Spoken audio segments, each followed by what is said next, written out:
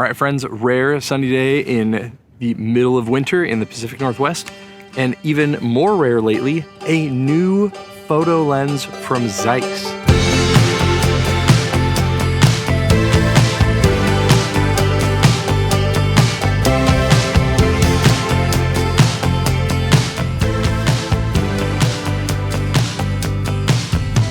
So not only is this obviously a new photo lens, but it is the kind of legendary Otus lens series. These things are absolutely incredible. So I'm here at Chambers Bay, one of the best golf courses, I think, in the North Americas, but obviously in the Pacific Northwest. So I'm gonna walk around here a little bit, take some photos, and we will see how well this thing does. Now, as you can see, I have this on the Sony E mount. I think it's going to be on the Nikon Z mount and a couple others, I'm sure.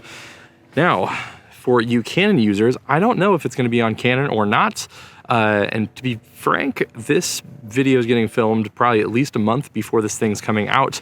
And I only have just like, basically right now, I'm going to film this, take some more photos. I've taken a few around the house and stuff, but yeah, pretty much just taking this straight back to FedEx to get sent back to ZEISS because there are not a lot of copies and a lot of other people need to see this thing. But what I'm saying is that since this is all manual focus, I am curious if Canon's gonna get this, especially because Canon has been pushing those new cinema cameras like the C80, the C400, things like that.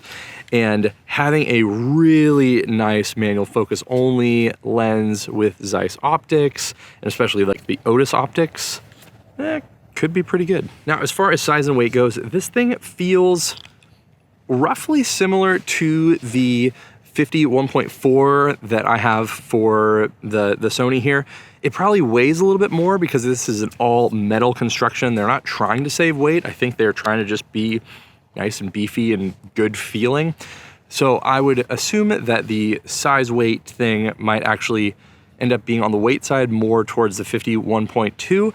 But while it's heavy, it's definitely clearly made more for like a modern mirrorless camera, so this thing's not enormous. I know those ZEISS Otus lenses were really, really big, and that's clearly not the case here. So if I needed to use this thing all day long, zero issues.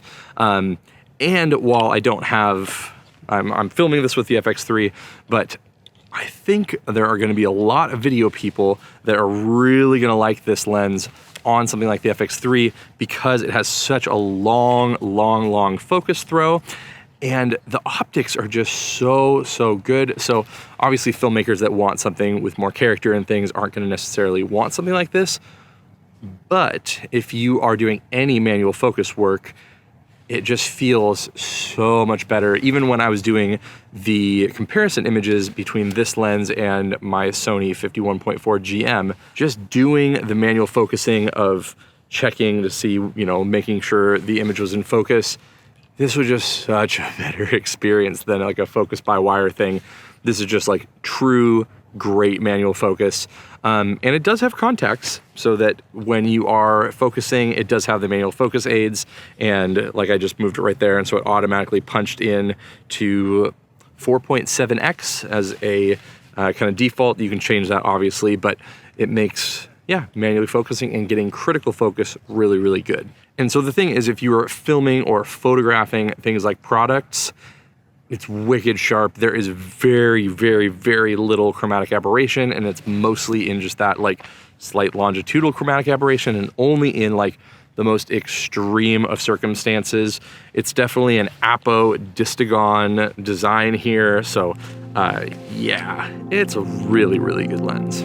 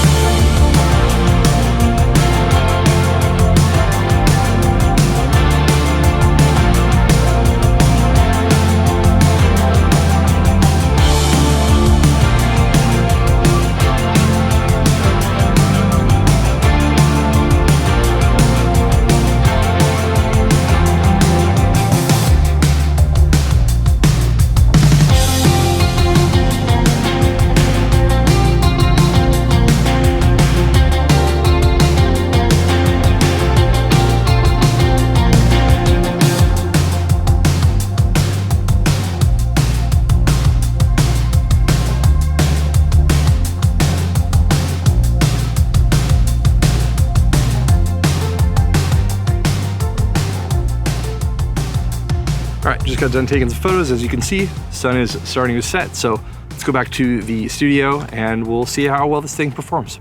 All right, well, we are back from our little test shoot, and obviously I've done a few other things with it, but I think the main thing here to look at is, do you need autofocus, or do you want one of the sharpest and best performing lenses that I've ever seen? Now, if you're someone that does landscape stuff, just portraits, I think that this lens is going to be really compelling. So one of the things I did to kind of compare the two, and you can check out my video up here if you want to see my comparison between the Sony 50 1.4 GM and the Leica 1.4 Summilux, and see how very, very similar those two lenses are.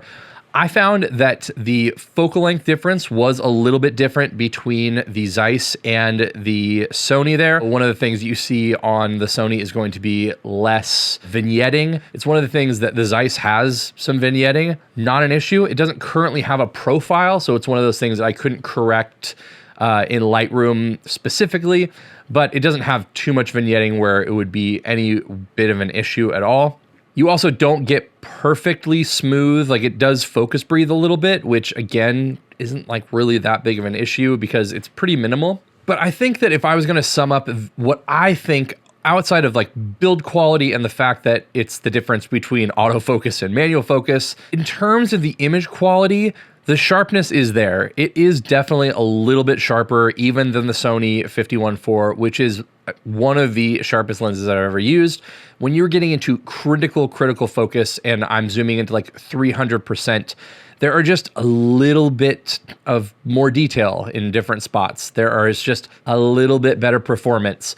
It's not something that you're ever gonna notice, especially on a camera that is, you know, less than 60 megapixels or whatever. So if you're using like a 24, a 33, even maybe like a 45 megapixel camera, you're probably not gonna notice it that much. But the sharpness is definitely there on the ZEISS over the Sony. But the thing that is most apparent, at least to me, and a reason why, at least image quality wise, I would go with this over a different lens, is that if you look at the background bokeh and the way that the focus does fall off, it falls off in a softer way.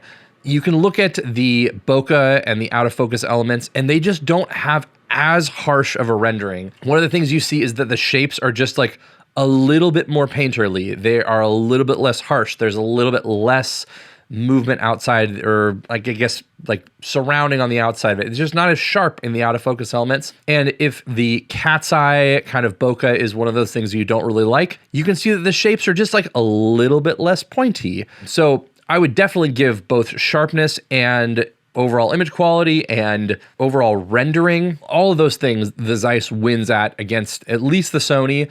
And so it's going to remind me a little bit more of the Leica in terms of how the image falls off in that way.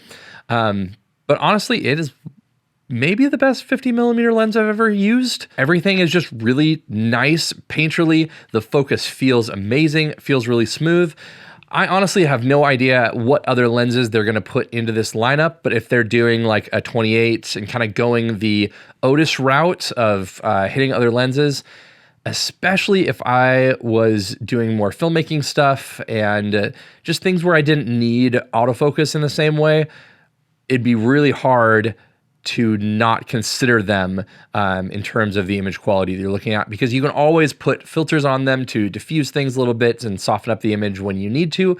But when you want that sharpness, but still have a rendering, that's the crazy thing. So like the sharpness at the point of focus on the ZEISS is sharper than the Sony, but the sharpness of the out of focus elements is sharper on the Sony than on the ZEISS. So you have a sharper point of focus and then a more diffused, a softer point of out of focus from the ZEISS, which is something I always hear the engineers at Leica talk about. So they are definitely just doing a really good job of the micro contrast and focus fall off and all that kind of stuff. So definitely a really, really good lens and a worthy successor to the original Otus stuff, and has brought them into the new mirrorless line. So thanks so much for watching. If you want to see my video on the Sony and the Leica, you can check that out up here. Check out a video that YouTube thinks you should watch up here, and I will see you in one of those.